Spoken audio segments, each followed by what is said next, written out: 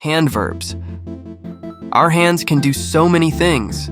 They are truly a miracle of creation. Let's look at all the ways we use them. Shake. We shake with our hands when we greet someone.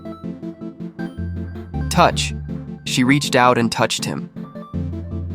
Scratch. Got an itch? Your hands can scratch and make you feel better. Hold. They held hands while they walked down the street. Grab. She grabbed the card from the deck. Slap. She slapped him very hard. Hide. Our hands can hide things, like hide our face. Pinch. The father pinched his son's cheek. Punch. She punched him in the face. Rub. He was happy about the news and rubbed his hands together. Stroke. She gave him a kiss and then stroked his hair. Pet. Do you pet your pet often? Massage. The massage we got at the spa was wonderful. Tickle. The baby liked to be tickled.